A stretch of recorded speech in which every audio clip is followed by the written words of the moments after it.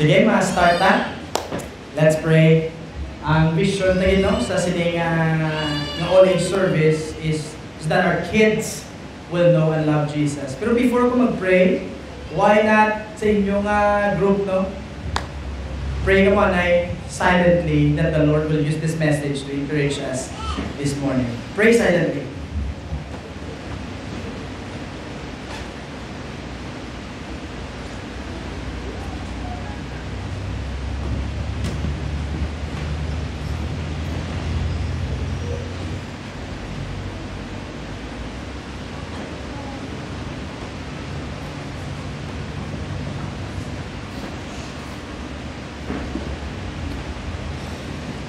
Let's pray.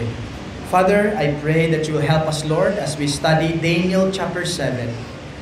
Father, I pray that this message, Lord, will strengthen our faith. Nga sa piyang Ginoo sa kabudlayan, sa iyang kalibutan, terrifying, kag-horrifying Ginoong palabuton, pero salamat, Lord, kay you are in charge. Kag masaligan ka, Lord, namo. Thank you, Lord, kabay pa, tanan kami maka-engage sa word, kag ma-comfort Ginoo, knowing, Father, that God wins no matter what.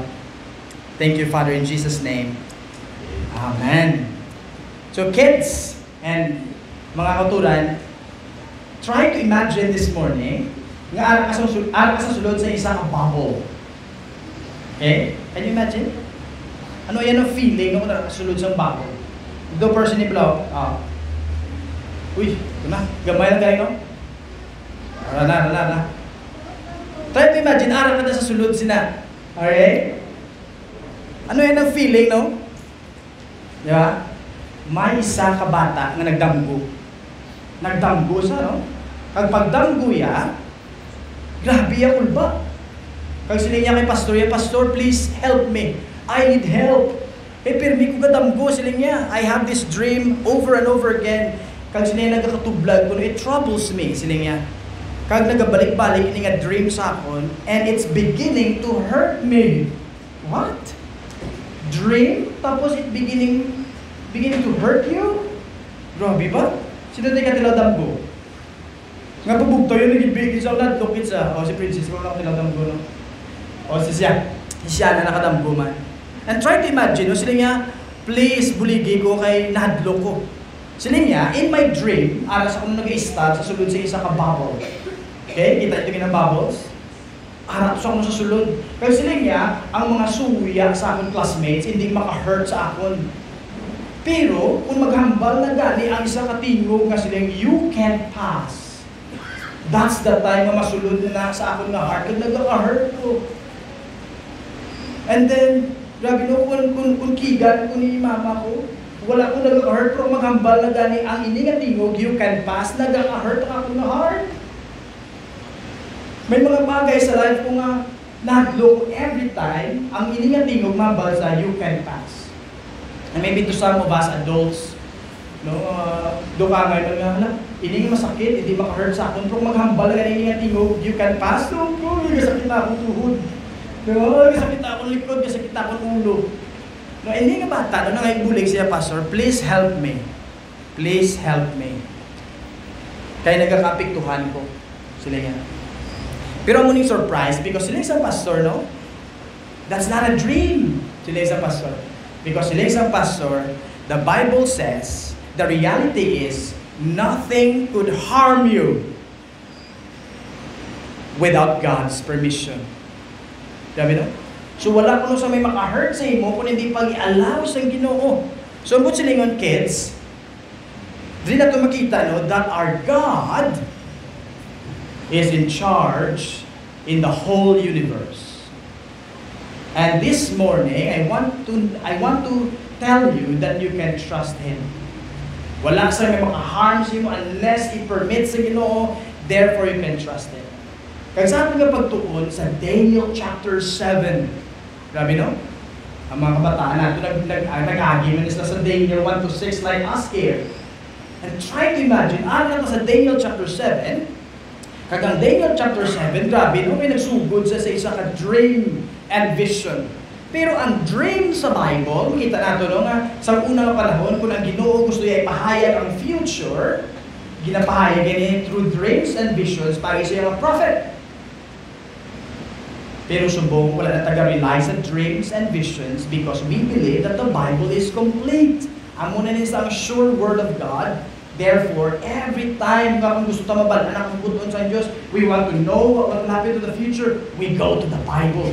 Ginabasa tang Bible. And here in Daniel, makita natin nga ang future gali, hindi law-law.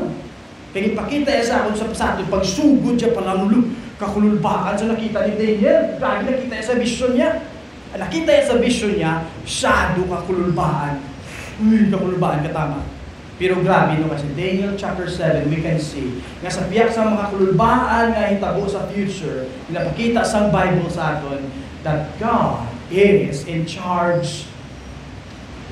So the big question this morning, who is in charge? And who will be in charge in the future? Answer, God. That's right.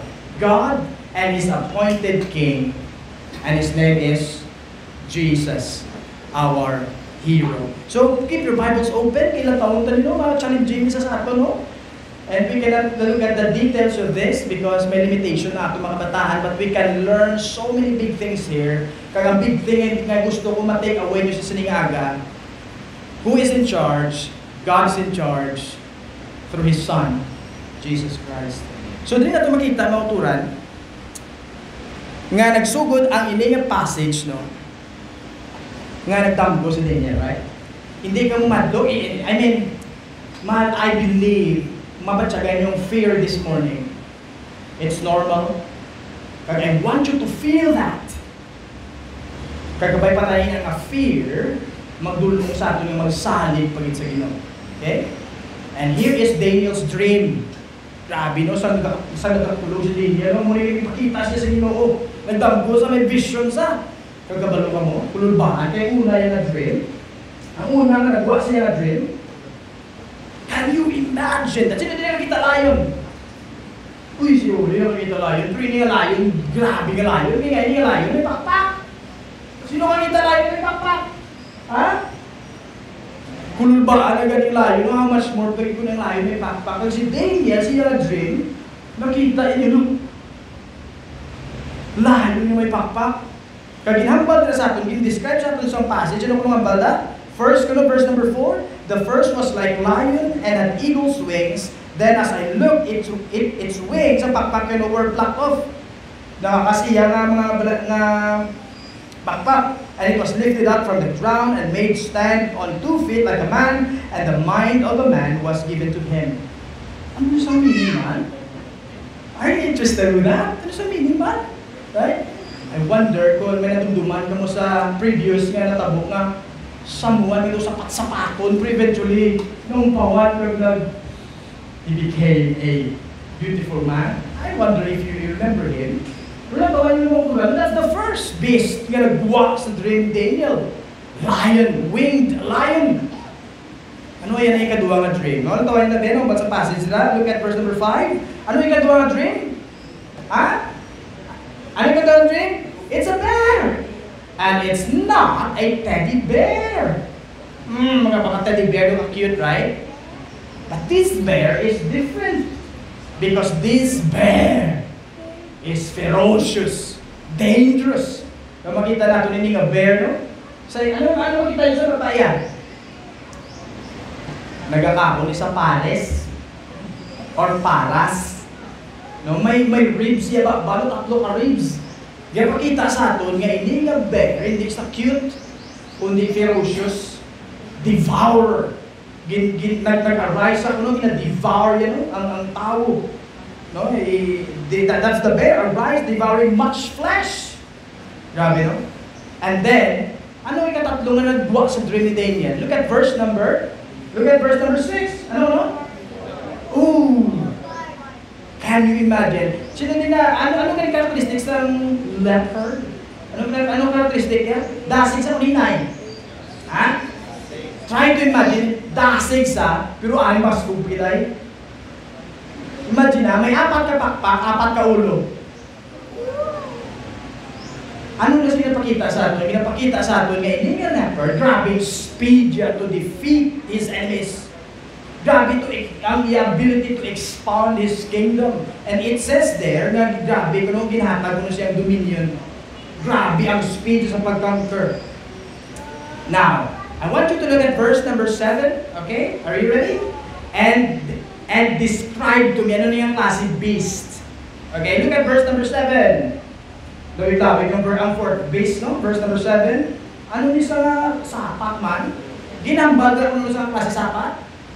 Verse number 7. O galungo ka mo na kay wala ginambag. Ano sa verse ningon? Grabe, verse number 7. Terrifying and dreadful, exceedingly strong. It had great iron teeth. It devoured and broke in pieces, and stomped was left, no? And stomped what was left with its feet. It was different from all the beasts that were before it, and it has 10 horns. Look, pulo kasungay, pero ay interesting. Verse number 8. Then I considered the horns, and behold, there came up from among them another horn. So try to imagine, naman ano, hindi nyo sapat, no? Pulo iya sungay, hindi mabalaan ko nung klase sapat, dinambalan ni fourth beast, tapos no, may alak ko nga, may gamay ko sungay na, may mata, may baba. Grabe, no? Hindi cute. Hindi sa cute, no? Kaya mo dalita sa tama. No? So, ang muna nakita ni Daniel, siya na dream. Tapos natawa in verse 8, and I considered the little horns, and behold, there came up among them another horn, a little horn, before which 3 of the first horns were plucked up by the roots, and behold, in this horn were eyes like the eyes of a man, and mouth speaking great things. Grabe, no? Makakululbaan ini mga kuturan. Pero pamangkot, no? Ano yan ang meanings niya? What's the meaning of all of this? Ano yung meanings niya? Dream ni Daniel? Later on, maano ta na, may chidiyan ta na. Pero ano na feel niyo sa buhay? Now kids, hindi nila lang tao King Kong, mga older kids, hindi nila lang tao King Kong? Oo, nag-answer, so yung tapos na King Kong. Wala ko na to? Ano ba ano? O, sino din nakalantaw? Moana. Sino monster sa Moana? Ano ba yung monster sa Moana? Si? Abot, may chapter niya ako si Tafiti, something like that? Yeah? So, try to imagine first time mo maglantaw. First time mo maglantaw, King Kong, first time mo maglantaw, Moana, kagamuli nagawa ka monster. Uy! Kulbaan ka. Iban mo sa inyo, binsugo ni nanay, hindi magpati ay, makinadlo. Iban sa inyo, kung patulugon na, hindi ko katulog kay, gusto ko pa sigaro ng suga kay nahadlo ka. Right? So friends, ini nga mga beast nga nagwa sa dream ni Daniel, it seems like they are monsters who are ready to kill, ready to dominate, ready to take the freedom of God's people and take charge. Makahaladlukan mga kauturan. Pero ari ay si Daniel, ginpakita siya sa Ginoo what will happen in the future. No? Kag interesting katama, kay ginpakita naman sa aton sa author kung ano ang response ni Daniel sa nga dream. Na happy si Daniel hindi. Sana dabgo sa. Pagkatapos si happy sa hindi. Ano ba sa passage? He was what? Ano na feel ni Daniel? Yes, he was afraid, he was terrified, he was anxious, and the Bible says he was alarmed. Ano ito sa alarm? Ano ito sa anxious? Ang iya ko ang color nag-change. Gawin mo sa aton pa na, nagpalamutik sa. So, kung siningon mga uturan, ang nakita ni Daniel, hindi laog-laog, kakululbaan mga uturan. Now, to us now, I wonder, what are the monsters in our lives? Ngayon sa di nagapa-worry sa aton, kag nagaka-anxious kita, nga nagalid sa aton na magkasiling kita, where is God? And sometimes, our community, this world also will mock us and tell us, din ang Diyos nyo. Natawa nyo lang, baha lang, kagangira, kagamuni ka, look at the pain and suffering in this world. Where is God? Nagakabuhi kita sa community, nga sa diin, wala nag-believe sa Ginoo, wala nag-believe sa Bible. wala na believe kay Jesus. And sometimes when we go back to our community, it feels like we are dominated by monsters. They are in charge. Now when you go back to your office, evil prosper. Kung ikaw nga nag-remain faithful, do hindi ka kasaka, hindi ka ma-promote because you are loyal to Jesus. And in your school, kids, maybe your classmates nag-cheat sila, pero ikaw because you know and love Jesus, oh, budayan ka because you know nga hindi malipay si Jesus kung mag-cheat ka. And maybe some of you university students, or maybe iba sino ka prepared to go to university, maybe you're anxious, you're worried, kulbaan ka because everything hindi familiar sa inyo. Pagsulod mo sa Lasal, pagsulod mo sa UNO, pagsulod mo sa West Negros University, this is a different world. And maybe you're anxious, you're worried. And it seems, as a Christian, do kabudlay, no? Kabudlay maging Christian. Kay makita, tanong nga doon ang kalibutan, nag-dominate sa ato, nag-take charge na they are strong, they are powerful. But listen. Let's go back to that question. Who is in charge? Who is in charge? God. And now, let's look at and listen carefully verse 9 and 10. Look at your Bible, please. Verse 9 and 10. Ano ang basa passage nila? Ha?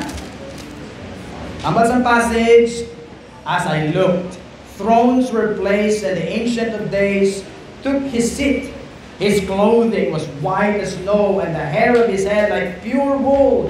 His throne was fiery flames, its wheels were burning fire. A stream of fire issued and came out from before him. 1,000 served him, then 10,000 times 10,000 stood before him. The court sat in judgment, and the books were open. Friends, ano nakita niyo sa verse 9 and 10? Sa piyak sang kadulong sang himbasa tabang kanina.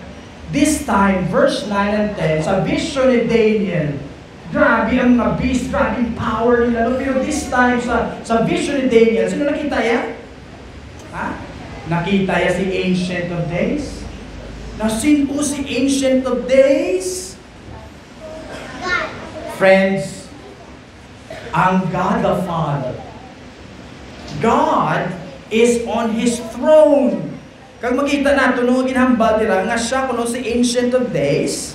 So sa vision ni Daniel, makita nato no that we can let us not be discouraged because God will win, monsters will lose, and that is always the story of the Bible. God is in charge. The Ancient of Days is in charge. Now look at verse 11 and 12. I looked then because of the sound of the great words that the horn was speaking, and as I looked, the beast was killed, and its body destroyed and given over to be burned with fire. Verse 12, as for the rest of the beasts, their dominion was taken away, but their lives were prolonged for a season of time. Now this is a difficult passage, pero dito makita ng auturan nga biskan ano kagamhanan sa mga beast to, nga nakita nyo, plain and simple in the Bible, ginambal sa ato ni Daniel, nga ginperde sila sa Diyos. Ah, grabe no? They are so powerful, pero ginperde sila sa Ginoo. Pero makita natin, nga ginprolong kung sa Ginoo ang life nila sa malipot. So nakita niyo minambal sa passage. Makita natin nga nangambal sa story, tutungangay ko ng Diyos, nagapungko siya trono, no, grabing kadulong, grabing darkness, pero Ginoo no?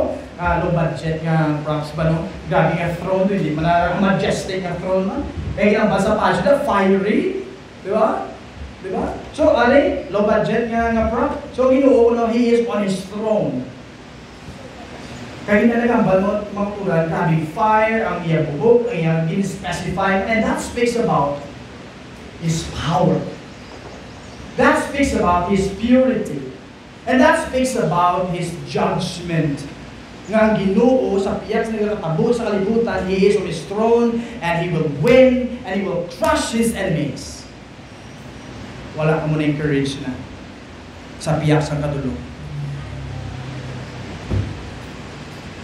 Anong gina-imply sila sa atin? Ang gina-imply sila sa atin, mga turan, that we are not alone. Yes, life here will be difficult, but we are not alone because there's someone who's sitting on this throne. We are not alone, and this God will always win. Pero hindi lang muna. Look at the following verses. Look at verse 13 and 14. Amazing passages in the Bible. It says here, I saw in the night vision, and behold, with the clouds of heaven, there came one like what? Ano nakita ni Daniel? Aside from the Ancient of Days? Ano nakita ya? The Son of Man. Ano ba sa iba na translation? Like a human being. Oh. Grabe ba? So, tawagon ko si Jason. May Jason dati, may Jason. Imagine, no, si Daniel nag-dream sa, ari ang Ancient of Days. Okay, ari Son of Man. Talikod lang Jason kay dream pa lang mo. So, dapat hindi maribili mo tsura, okay? So kay dream pa lang, no? So, like a human being, ano pa ginamba sa passage na? Nantawan nyo? Like a Son of Man, and He came to the Ancient of Days. So, this Son of Man, sino yung He came to the Ancient of Days. Okay? He came to the Ancient of Days. Ang sa passage, hindi, He came from the Ancient of Days, but He came to the Ancient of Days. Now, look at verse 14. Kagin present sa kuno, no? Tapos verse 14, and to Him, ginhatag ang dominion, ang glory, ang kingdom, tapos all peoples and nations and kingdom and all languages should serve Him. His dominion is an everlasting dominion which shall not pass away, and His kingdom one that shall not be destroyed. So, na-imagine niya? So, silingon, si Son of Man, nagkanto sa kay Ancient of Days. Hindi from Ancient of Days, but to Ancient of Days. Silingon siya na makuturan that this is actually the coronation of the Son of Man. Pero wala pa nakabalo sa itsura ya, because this is a dream. Okay? So, nagkanto sa kuno, gin-welcome sa Ancient of Days, gin-welcome sa God the Father, because everything was given to Him. Power, dominion, everything. So, kung siningon sa si Daniel, nag-dream si Daniel, ginalook forward ni Daniel ang future. Sino is the Son of Man, man? This Son of Man is no other than Jesus. So si Jesus, ginkurulaan si Jesus because si Jesus nagkado sa kalibutan, nagkabuhi sa putli, ilan sa krus, napatay sa, nabaghaw sa, nagkayap sa, nagbalik sa heaven, and Jesus now is sitting at the right hand of the Majesty on high. So sa New Testament, na-reveal na yung tsura, no? Na-reveal na tsura yan. So kita, nagalook ba kita? Kita nyo? Si Daniel nagalook forward, kita nagalook ba kita, and we know nga ang in-prophesy ni Daniel, natabugin mga katulang. Natabugin. Na-establish yun ang kingdom. Thank you, Jason. Na-establish yun ang kingdom. Kaganong klase kingdom? His kingdom will be forever. His kingdom will not be destroyed. Super amazing mga kuturan. Now, sa anak ko sa UK, no? Ginpurunahan si King Charles. Kaya napatay si Queen Elizabeth. Nag-sign away kay King Charles. Grabe ka majestic sa coronation. As in. But the wonder, kung imagine nyo, ang coronation ni Jesus, ano na yan tsura, no? I believe, mas super bagay. Kaya nga, kung si King Charles, paghari niya, itagaan sa amuning power. Kita niya? Ang muna ni power ni King Charles. Pero ang power ni Jesus is super, super big. Ang ginaharul ni Jesus, siya ang hari sa universe. Siya ang hari sa kalibutan. Mga kuturan, He is so powerful. Tongues and languages will serve Him. And can you imagine, if you love Jesus, you know Jesus with all your heart, can you imagine this? Na precious ka. Kung Christian ka, you know Jesus and love Jesus, do you know that you are precious? Because this King who is powerful and mighty, grabe no, He died on the cross for you. Grabe no? Wow! This King died for me? Yes. Therefore, you are precious. We are part of one, we are part of the big family. Ngayon sa diin, nag-worship kay Jesus, tongues and nations and languages, and try to imagine as we have sa na-learn na nabigan, mga si Nebuchadnezzar, yes, he was a beast, he was wicked, but Nebuchadnezzar trust the Lord, and eventually, he honored the Lord. Kung makita natin ang conversion niya, try to imagine, someday we will be in heaven, and we will see Nebuchadnezzar. Like, who? Cool, Nebuchadnezzar, how are you? Grabe, bugay sinusimo ba, no? About Darius, who aligned himself to God's man, Daniel.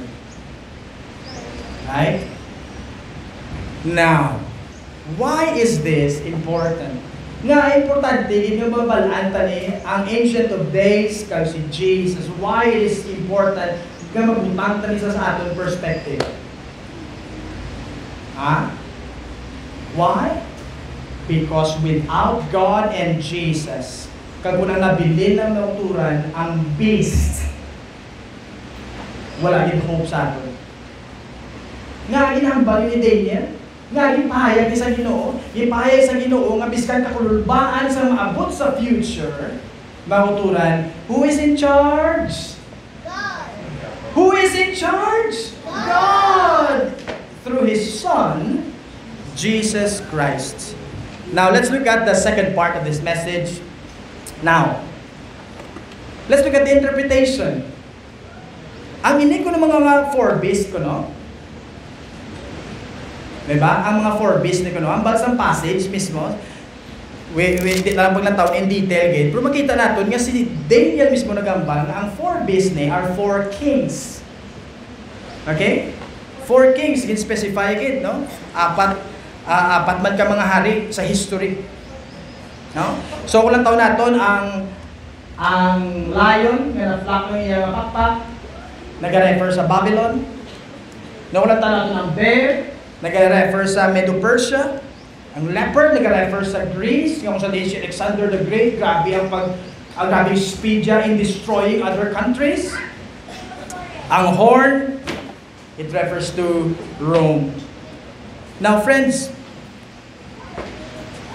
anong point sa siningang mga dreams and visions? If that's the meaning of it, four kings, oh, what's the point? Now here's the point. Here's the point. Ginambal ni Daniel that it will be difficult for God's people.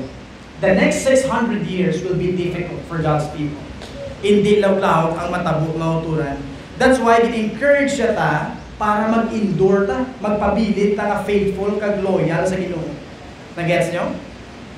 So hindi sa law-law, no? Now, ano kanyang response ni Daniel? What happened to Daniel when he saw this dream and visions? Even though nakita yung Ginoo na sa throne, kaya nakita yung Son of Man, ano yung response sa ending? Ang balya, his color changed. He was anxious. He was alarmed. Mauturan ano sa Butchilingon? Butchilingon, si Daniel, even though he knows that there is hope. Are you with me? Even though he knows that there is hope because there is God who is in charge, but going through the future will not be easy. It will be difficult for God's people. Not only in the past, but also to us. It will be difficult. Si Daniel, realistic man katama, no? Realistic man sa katama.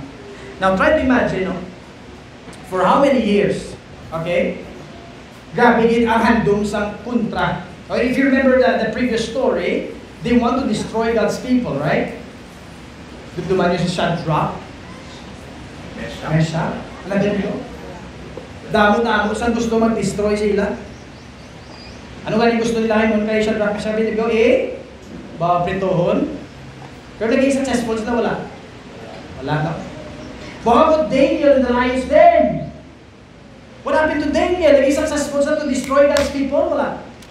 Wala. na-deliver si Daniel. And try to imagine, God is building His kingdom, and the enemy of the world wants to destroy God's kingdom. But do you think God's kingdom will be destroyed? Ha? Abot lining ang karakter, no? Who wants to be God's enemy here? Ooh. So, ang hayati si Chad, no? So, I want you to shoot God's kingdom, but hindi ka mo mag-cheer, ha? Because we are God's people. Okay? So, you have one shot. Ready, Chad? Diyan ka sa turuan mo.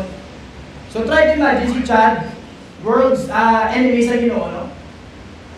Ooh! Yes! Don't cheer natin, we're God's people! Ready, Chad? Si Silas, dili. You wanna try, Silas? One shot, try, Silas na. Bye-bye na igo pa. One shot, Silas. Okay, one shot, Silas. One shot. Okay. Then? You. Ooh! Thank you, Silas. Mayo lang. Mayo lang kayo, wala na igo. No? So, God's kingdom will not be destroyed. No, mo na makita tadi, no? Sa piyak sa kabudlayan, who is in charge?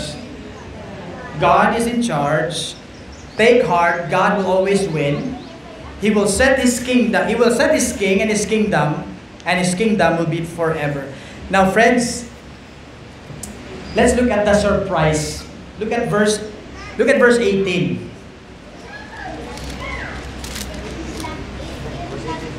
Anthony, verse 18. Look at verse 17 and I know verse 17. These four great beasts are four kings who shall arise out of the earth. Look at verse 18. But the saints of the Most High shall receive the kingdom and possess the kingdom forever and ever and ever. Like, what's the surprise there? Anong surprise na? The saints, the saints will inherit the kingdom. Anay ka din, wala kang na-surprise, ha? Ang hambal ta kagina, no? Ang hambal ta kagina, kuha ko na ng nanay, ito na ligaw siya. No, ang hambal ko kagina, no? That God's King Jesus will win, and His kingdom will be forever. Later naman eh. So His kingdom will be forever. The big surprise here, friends, you and I will possess the kingdom. Ang liwat ko ba? Wala sila ng lipay. Liwat ko ba? You and I, God's people, will possess the kingdom. Wow!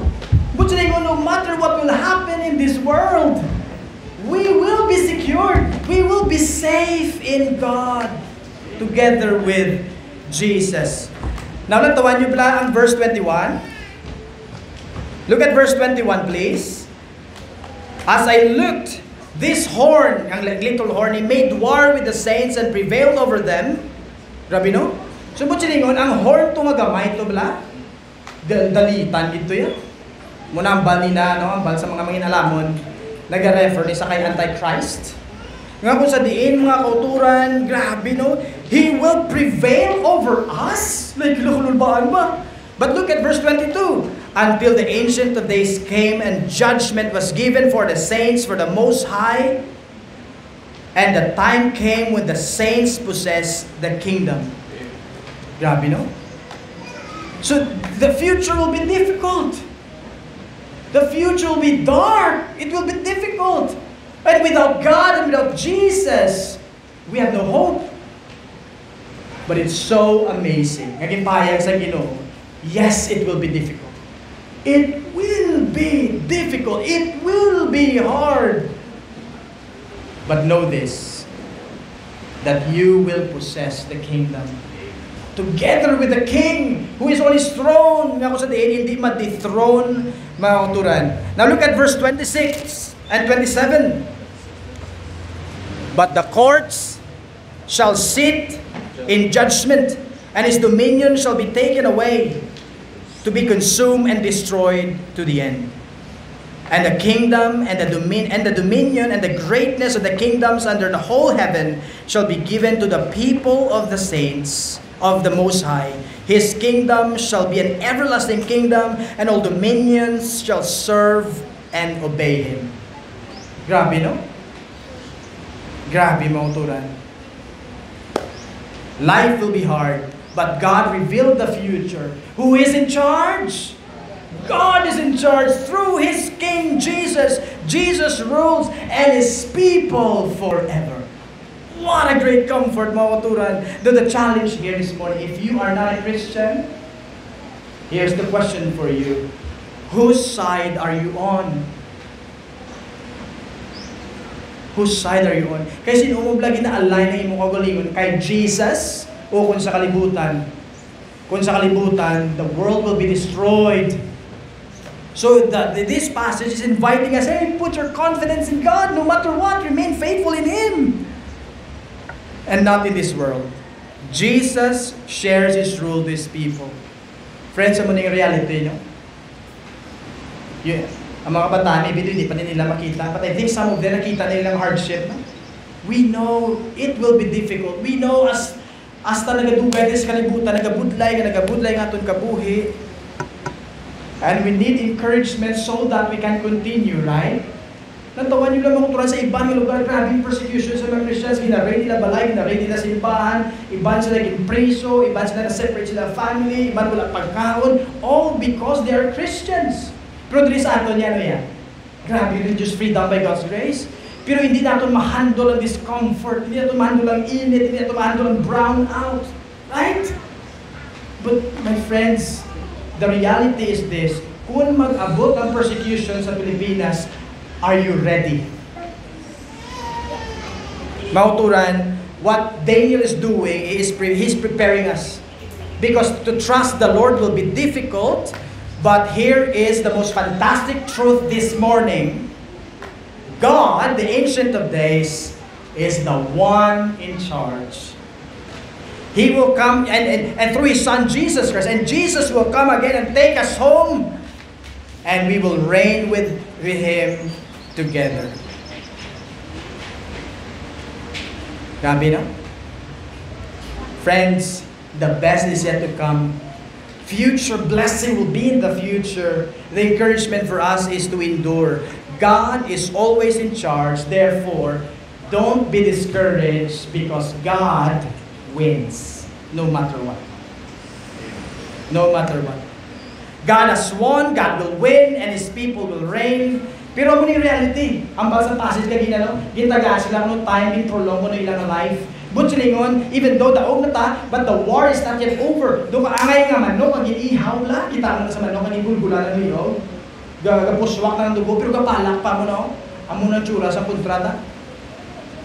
But we must stand firm, we must not give up while waiting for Jesus. Let us not relax, let us not be complacent, and have a good time. Kundi mauturan, let's keep on trusting the Lord. Let's keep on praying. Let's keep on reading our Bible. Let's keep on worshiping the Lord. Because mauturan, we are still in a continual, irreconcilable war. Pero it is a war that will be won because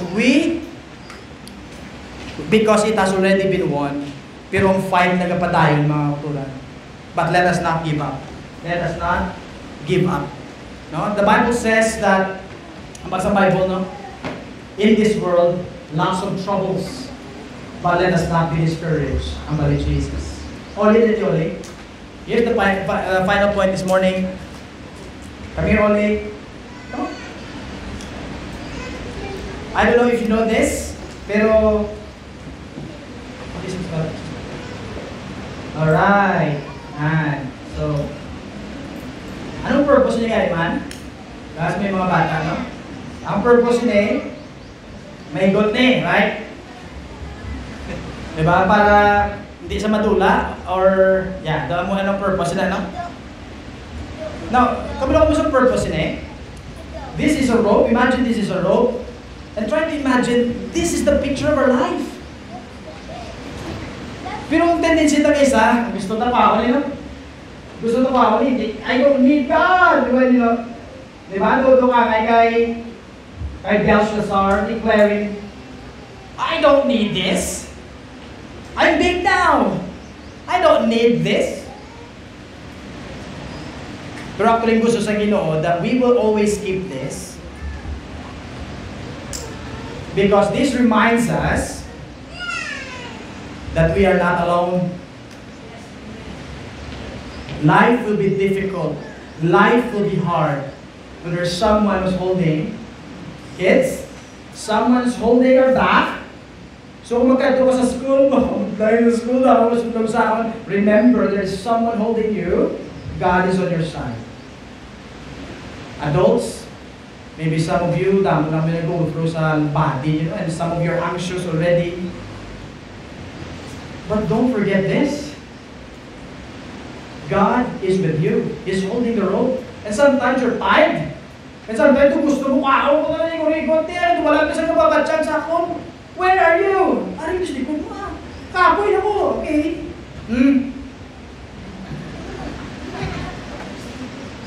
Did you see the picture? Did you see wala na ulit? Did you already sit down? Friends, He will be with us. He is always on His throne. Life will be difficult. But who is in charge? Who is in charge? God is in charge. And that's the one big point that I want you to take home this morning. Let's pray together. Let's pray. Father, may you open our eyes and our hearts, Lord, that we will see your glory. We will see that you are on your throne. That we will see that you are with us. Lord, life will be difficult. Life is difficult now. But Lord, thank you that you are with us. Kapag pa Lord, hindi kami ma-discourage. Kundi magpadayon kami, Lord. Lord, pray kami sa mga kauturan, Lord, namon ng mga Christian around the world who are suffering right now. And maybe some of them are asking, where are you? And maybe they are saying, we are tired. We are in pain and suffering na separate kami sa aming family, sa aming balay, sa aming church. Lord, may you be gracious to them that they will continue knowing, Father, nga hindi, Lord, ma-destroy yung kingdom. Maguba man nila ang among lawas. But Lord, they cannot take our soul and our relationship with Jesus. Lord, kabay pa, Lord, as a church, ang LifeSpring, will not be complacent. Hindi, magpawala, hindi, Lord, ma-discourage, hindi, Lord, ma-deceive. But Lord, we also acknowledge, Father, the difficulty right now because our enemy, Satan, Father, is deceiving some of us. And maybe in our personal life, may compromises na kami sa among principles, sa among conviction. Lord, sometimes it's painful. And sometimes it's difficult. Lord, sometimes we don't know what to do. And sometimes in tears and in grief. Lord, we are hopeless. Pero salamat din, Lord, kitagaan mo kami sa vision liwan nga ikaw ang Diyos nga in charge. Kag Lord, inacknowledge mo, Lord, namin ang reality nga grabe, Lord, ang works ng yawa. He wants to wear us out so that we will be discouraged, we will be depressed, so that we will give in. Lord, have mercy. Deliver your people. Kagabay, Lord, samtang nagaulat kami kay Jesus, help us, Lord, to believe nga ang future blessing, is not in this world, but in the world to come. The best is yet to come. Sa diin, we will possess the kingdom. We will be saved forever in the presence of Jesus. We will always win. Father, thank you. In Jesus' name, amen. Why not in your groups? Share at least one big thing